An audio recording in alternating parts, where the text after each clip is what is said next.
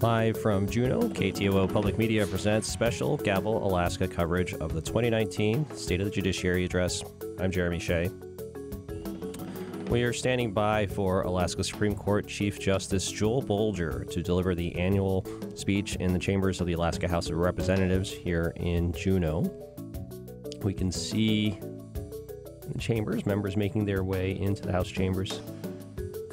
The Chief Justice is a judge on the 5-member state Supreme Court, of course, but also the administrative head of the entire court system, and it's approximately 700 full-time employees. The court system disposed of almost 120,000 cases in the last fiscal year. This annual speech is an opportunity to update the legislature on the court system's operations. It may also ask for budget and policy changes that require legislation. The court's operations came up last month in Governor Michael Dunleavy's State of the State address. He asked for help making Alaska the safest state in the country. Here is an excerpt. Therefore, we will expend the necessary resources for additional state troopers, provide more local control, and more prosecutors. We will ensure that our courts will remain open 5 full days a week in order to hear cases. We will provide the focus and the resources necessary to combat the scourge of opiates and other illicit drugs driving up our crime rates and ruining lives. 5 full days a week is a reference to a past cost-cutting measure that went into effect in 2016. That's when the court system started shutting down most courthouse business on Friday afternoons. Last week, the Dunleavy administration released its budget proposal for the upcoming fiscal year. Most departments were subject to tens or even hundreds of millions of dollars in cuts. However, if Dunleavy gets his way, the court system is in for a budget increase. By the administration's estimate, reopening courthouses on Friday afternoons would require hiring 15 full-time employees and about $3 million. Otherwise, the governor's budget proposal for the court system calls for flat funding. In last year's State of the Judiciary address, then Chief Justice Craig Stowers took through some of the impacts of cutting the court system's budget. With fewer staff employees, there is some inevitable delay in docketing cases. There is some delay in the distribution of notices and orders. There are some delays processing jury expense claims and payments. There are also delays in data entry into court view. All of these delays are unfortunate. To be sure, all of them are entirely expected and unavoidable. On the operational level, we aren't able to train our new and existing employees to the degree best practices would suggest. One natural consequence of less training, as with any organization, is some loss of quality control. We are required to provide reports and analyses of much that we do to other state and federal agencies, to the public, and to you, the legislature.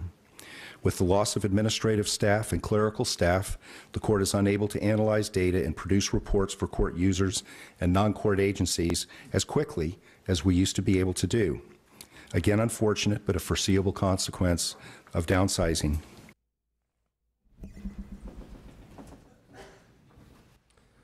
And it looks like the legislature is meeting jointly now.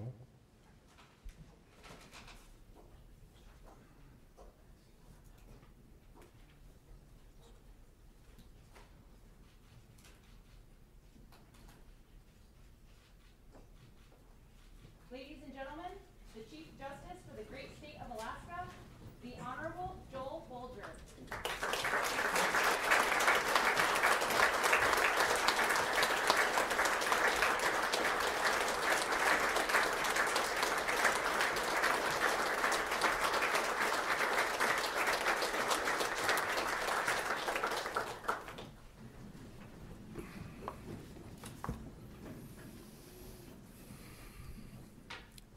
President Giesel, Speaker Edgman, honorable members of the 31st Alaska Legislature, and others who join us to hear the condition of Alaska's judicial system, good morning.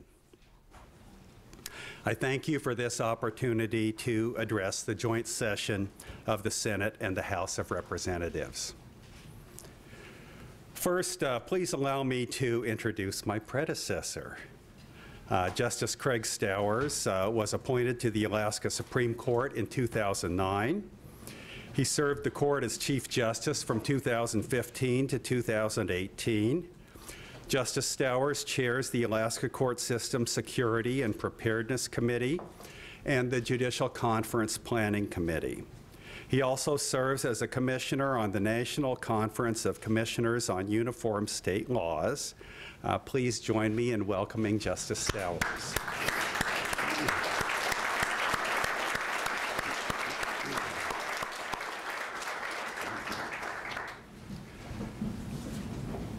I would also like to introduce the court system's administrative staff here in Juneau.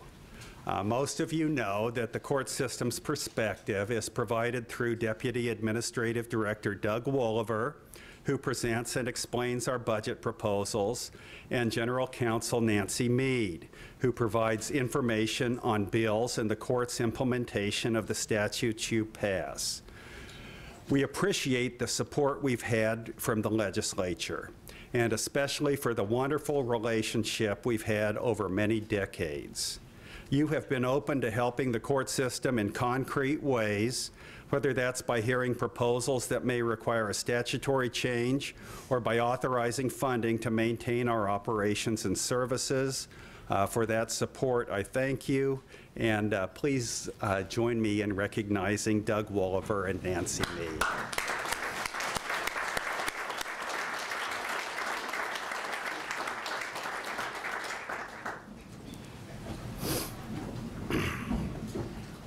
I'd like to focus my remarks this morning on two main areas. First, I'd like to talk about what work we handle. My intent is to provide you with some perspective about what the courts do every day and how our mission of providing an impartial forum for resolving disputes takes shape in Alaska's courtrooms. Second, I'll address changes in the judicial branch, including changes in court operations that we've implemented to respond to budget decreases, changes in our judgeships in light of the tremendous turnover we've had in recent years, and changes to come in terms of innovations we're exploring. At the trial court level, we have 43 Superior Court judges statewide and 22 district court judges. Looking first at the Superior Court, there were roughly 24,000 cases filed last fiscal year. A very gross average is about 500 to 650 cases per Superior Court judge, but the caseload varies depending on the judge's location and the travel involved. Of these 24,000 cases, slightly more than a quarter are felony cases. About a quarter are probate cases. About a fifth are family cases, that is, divorces and child custody cases. And about 10% are child in need of aid cases. The Superior Court also handled about 2,500 general civil cases and about 750 delinquency cases. The 22-member district court has jurisdiction over lower-level crimes and smaller civil cases. The district court received over 98,000 filings last year. There were 23,232 misdemeanor cases and about 8,000 domestic violence protective order petitions. Over half of the district court's cases were filed as citations for what are categorized as minor offenses. The district court also hears a regular docket of other civil cases and small claims. The Alaska Court of Appeals has 3 permanent judges who handle only appeals involving criminal charges, juvenile delinquency, and post-conviction relief. They issued 247 opinions last year. Finally, the Alaska Supreme Court handles primarily civil cases. We hear criminal petitions from the Court of Appeals on a discretionary basis. The Supreme Court issued 164 opinions last year, as well as dozens of decisions on rule changes and other administrative matters.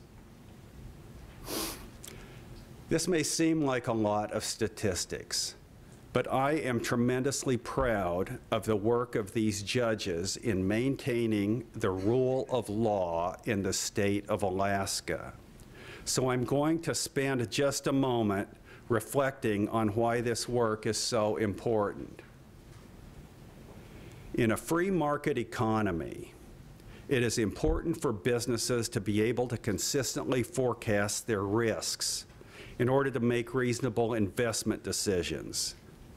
This means that statutes and regulations have to be interpreted reasonably, and that court decisions have to be predictably based on previous decisions.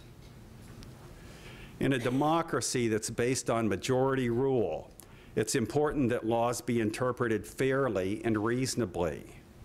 The disadvantaged may need protection from the powerful.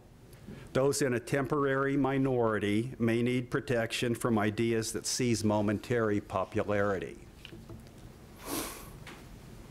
In a changing society, it's important that the law maintains a fair allocation of the effect of the challenges in our daily lives.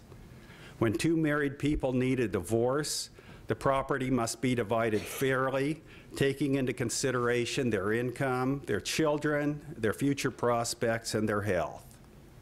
When an accident happens, the economic impact needs to fall on those who caused the accident or those best positioned to bear the loss.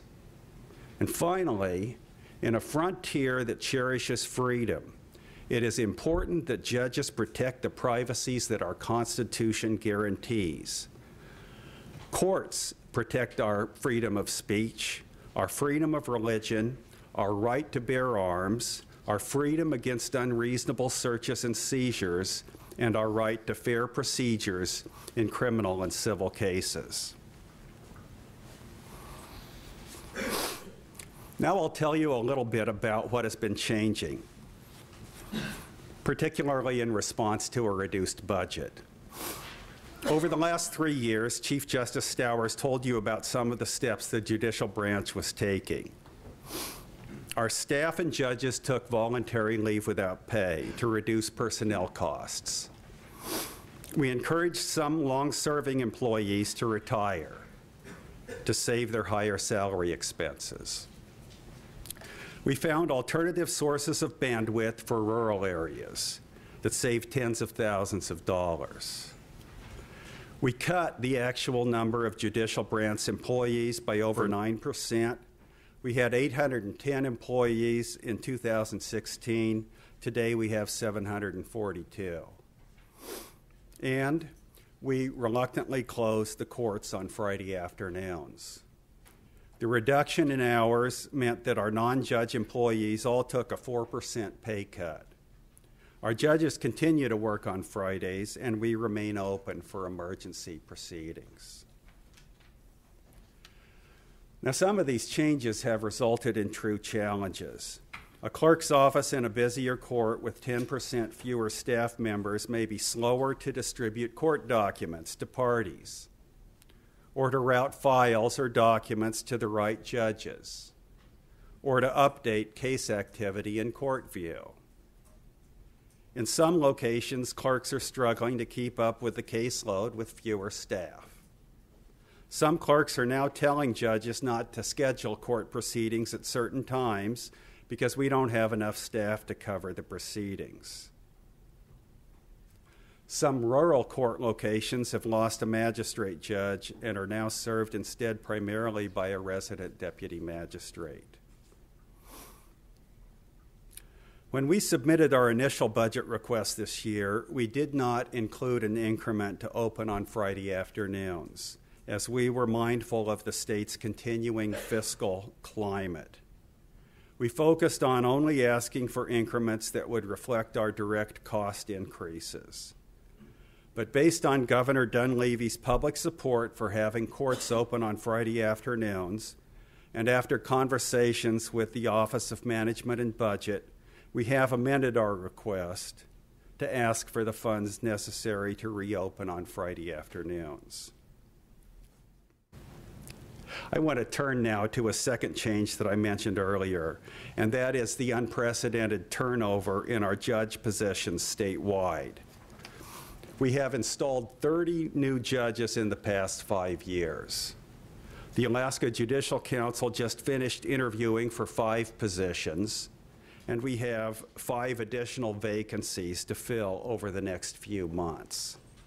It has been a challenge to provide the appropriate training and mentoring for these new judges, but it's valuable to bring in new faces with new ideas and with new experiences. I do want to mention 2 district court positions that are currently open. The Valdez District Judge was recently appointed to the Superior Court here in Juneau, and the Homer District Judge has announced her retirement. The Valdez and Homer positions are the only district court positions in the state in communities that have single-judge courts. We have found that it's inefficient to use a district court judge with limited jurisdiction in these rural communities. We need a Superior Court judge who can handle all the matters that arise in the local area without the delay and expense of sending in a judge from another location. We are therefore taking advantage of these 2 vacancies to ask the legislature to upgrade these 2 positions to Superior Court positions. The administrative director and I have carefully studied the case patterns and the coverage in these courts, and we have explored potential alternatives and the various consequences of other solutions. But we feel certain that this statutory change and the reclassification of these 2 judgeships will be the most effective and most fiscally responsible way to serve the judicial needs of the citizens in the 3rd Judicial District. So I want to thank you very much for considering this request. I've talked about changes to our budget and adaptation to the decreases, and I've talked about the many changes in our judicial staff. The final category of change I'd like to tell you about is more forward-looking. Just as we constantly review our budget and expenditures, we also continuously review and update our overall operations. We are currently very concerned about cybersecurity. Recently, the computers in the Nome courthouse were unable to operate for several days. This was due to the same type of computer virus that infected the Mat-Su borough offices last year. Our staff was able to contain the problem quickly, and we narrowly avoided huge statewide losses.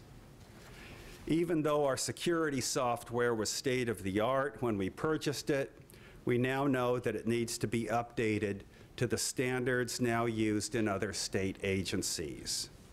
Our technology has to be current to prevent losing records, breaches of privacy, delays in case processing, and other disruptions in our services. Other innovations we are currently exploring may be more visible to the public. A growing number of people with legal problems are not represented by an attorney, and we have an obligation to help those people get appropriate assistance and achieve fair outcomes. Last year, we received technical assistance that allowed us to partner with Microsoft Corporation, Legal Services Corporation, and others to develop a web-based tool that uses clear, simple language to help people understand their civil legal problems and identify legal and other resources. This project brings together 3 key elements: technology, content, and community, to provide better legal information for regular people and better referrals to service providers that can help. We call this tool the Legal Navigator. We expect to be testing this application later this year, and we hope that this tool will help regular people to overcome Alaska's financial and geographical barriers to appropriate assistance. Another concern is the time that can pass in a criminal case between the defendant's first court appearance and when the case gets finally resolved. It's clear that a longer pretrial period benefits no one in the system, not the victims who bear the continual stress of repeated continuances, not the police officers whose cases wait years for adjudication, not the criminal defendants who may be sitting in jail until their guilt or innocence is decided, and not the lawyers or judges who need to juggle larger caseloads that is produced by this delay. A focus of mine as the Chief Justice is to make every effort to shorten this time period. To that end, the Anchorage Court has just begun a pilot program aimed at streamlining processes and eliminating unnecessary hearings in felony cases.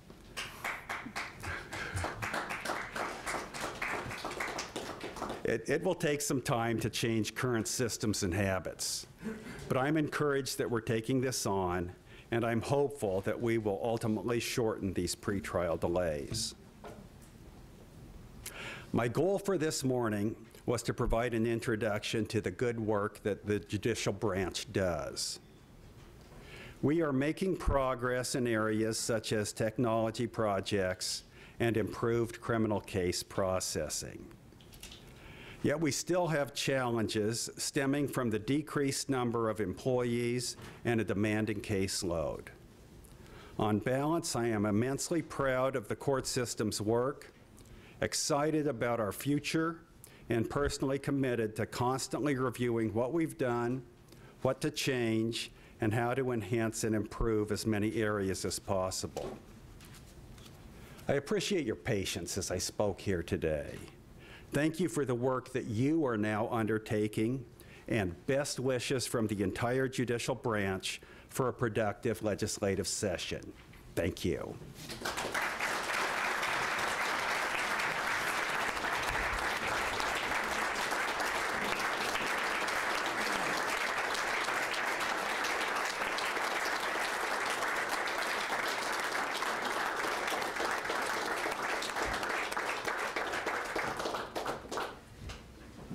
That was Chief Justice Joel Bolger delivering the 2019 State of the Judiciary Address.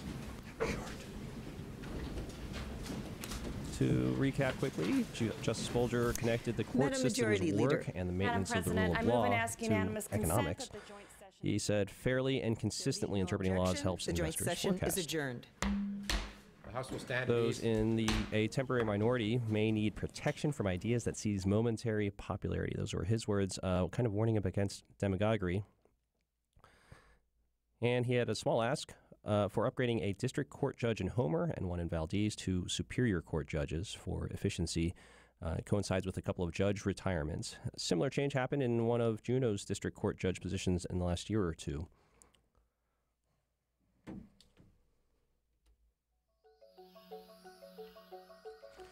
This concludes our special coverage of Alaska Supreme Court Chief Justice Joel Bolger's State of the Judiciary Address to the Alaska Legislature.